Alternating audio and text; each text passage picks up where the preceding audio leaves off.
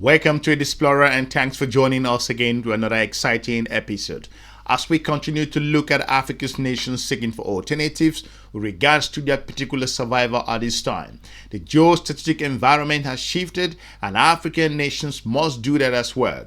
It is important to know that African nations that are members of BRICS bloc are taking advantage at this particular moment. It has come to be noted that their geopolitical partners in the global north cannot provide them the alternatives, the market, and the population that they are looking for to export their products. At this moment, swift nations across the region have realized that the United States of America, it might not be a strategic partner as they thought, considering the recent tariffs and more importantly imposition of travel restrictions in an awful lot of other particular collaborative areas looking at countries across the continent of Africa.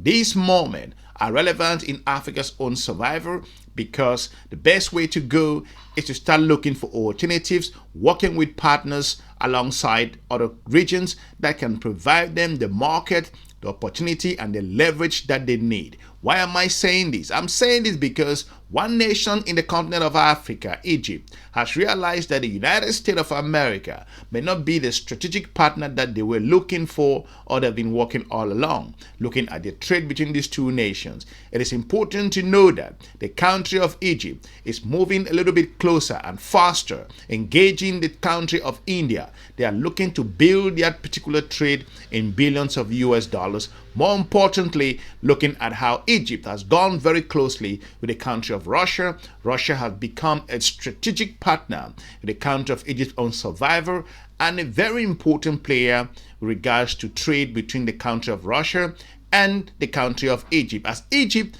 don't care regards to other United States of America sanctions that to an extent may influence its own economy. Egypt is facing incredible pressure looking at the burgeoning population, emerging middle class, and the growth in a whole lot of areas. That's the reason why Egypt continued to move faster to build its systems. In 2024, the trade turnover between Egypt and the country of Russia reached a record $9 billion US dollars, marking a 30% increase from the previous year. This growth is fueled by strategic partnership in various sectors, including agriculture, infrastructure, and also energy. Egypt is a key partner for Russia in Africa, and both countries are working to expand their economic collaboration and cooperation and reduce reliance on the United States of America's dollar and the euro in bilateral trade. To have more context on this, let's go to CGTN Africa and we will give you more strategic analysis with regards to the reason why Egypt is diversifying its option and is looking at the United States of America not to be that particular partner that they have been hoping for, and is bringing India into the play. Let's roll this clip. Egypt's membership in BRICS stands out as a positive move. India, a BRICS founding member, has recently strengthened direct economic ties with Egypt following its BRICS ascension. Both countries have played a very important role, not only in their bilateral or regional trade, but now with the BRICS. That has reflected in the important figures of trade and investments, with 6.7 billion US dollars India is investing in Egypt, and the two countries has agreed to reach the amount of investment to 12 billion within 5 years. Definitely, Egypt is a geographical central passageway to Europe, where the Suez Canal is key to Indian export to Europe. Meanwhile, Egypt has been able to bypass US sanctions on Russia by striking even more deals with its fellow BRICS member, according to a prominent Egyptian grain importer. We heavily depend on Russian wheat, and despite recent sanctions on Russia, our demand has actually increased. To counter the unfair US sanctions on Russia, some trade is done through mediators. Also, sanctions have reduced the prices of Russian wheat because there is more supply. So we contracted huge shipments of wheat at low prices. Egypt is not taking the chances because it understands the fundamentals of its own system and why it needs to build. We've said it over and over. African nations must move really faster to engage other their regional partners and more importantly, bring back the African continental free trade area onto the fold, and to make sure that African nations can build on their capacity and look for partners internationally, and more importantly, engage the regional countries that can help them grow. Because the message is clear. The United States of America at the moment cannot provide the continent of Africa or the European market the opportunity that they need. So they have to start looking for other alternatives. That is the reason why the country of Egypt is not just going to increase its particular trade with the country of India. It is looking for other alternatives, looking at tourism and a whole lot of other areas. Egypt has gotten the message that at this time, it's no longer a time to wait and start asking for questions. It is a time to move swiftly. He also commended BRICS policies to reduce dependence on the US dollar in trade. We have tested a period with limited amounts of shipments paid in Russian rubles. But now we are negotiating to make all our trade transactions in Russian rubles and Egyptian pounds.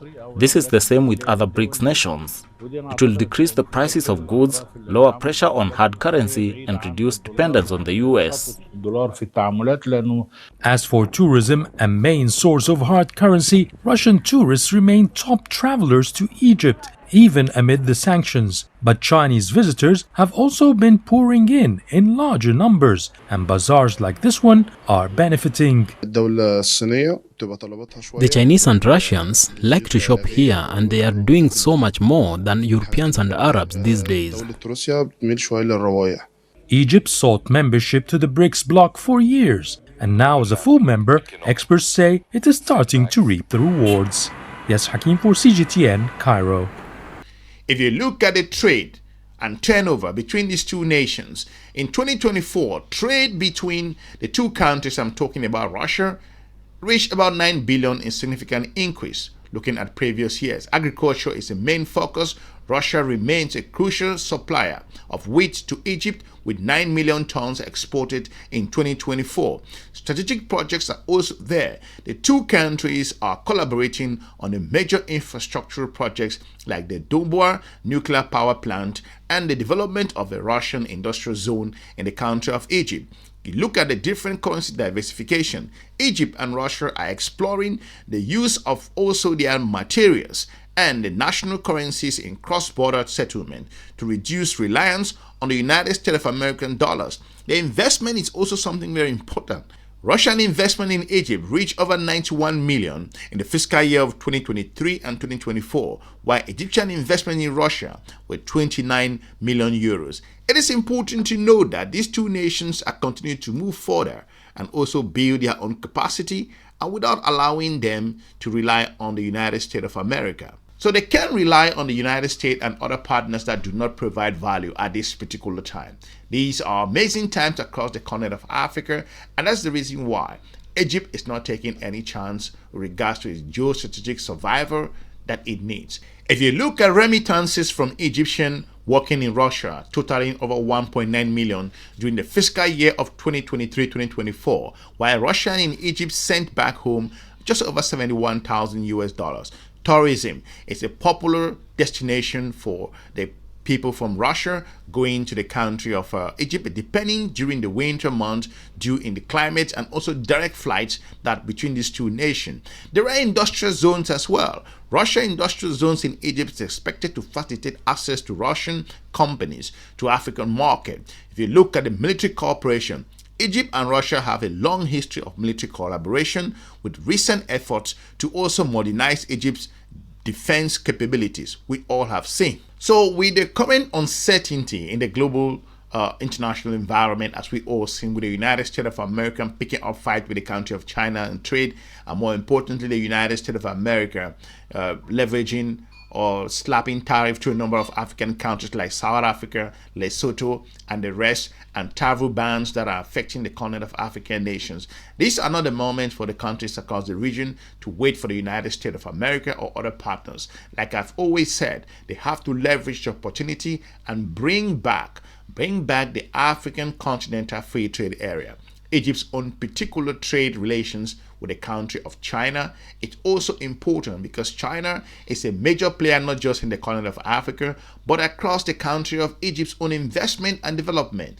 Egypt is a major and strategic partner for the country of China. That's the reason why we've seen billions of US dollars in terms of investment, export, trade, a whole lot of other very important interactions that these two countries have had in the past couple of years. So this partnership is not going to be anytime soon. Let me know in the comment section what you think regards to the move by the country of Egypt, bringing in India into the play and leveraging the opportunity and collaboration with the country of Russia, and making sure that the United States of America's impact to the country of Egypt economically should be minimal. And more importantly, the Egyptian officials recognize the importance of the African continental free trade. Like I said, the African Growth and Opportunity Act is done.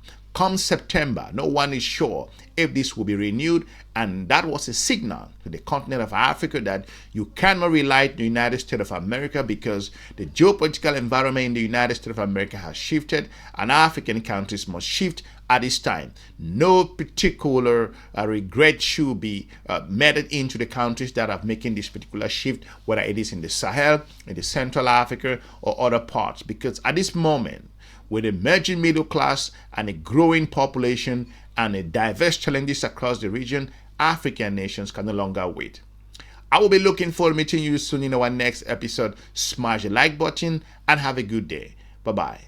Egypt's membership in BRICS stands out as a positive move. India, a BRICS founding member, has recently strengthened direct economic ties with Egypt following its BRICS ascension. Both countries have played a very important role, not only in their bilateral or regional trade, but now with the BRICS. That has reflected in the important figures of trade and investments, with 6.7 billion US dollars India is investing in Egypt, and the two countries has agreed to reach the amount of investment to 12 billion within 5 years. Definitely, Egypt is a geographical central passageway to Europe, where the Suez Canal is key to Indian export to Europe. Meanwhile, Egypt has been able to bypass US sanctions on Russia by striking even more deals with its fellow BRICS member, according to a prominent Egyptian grain importer.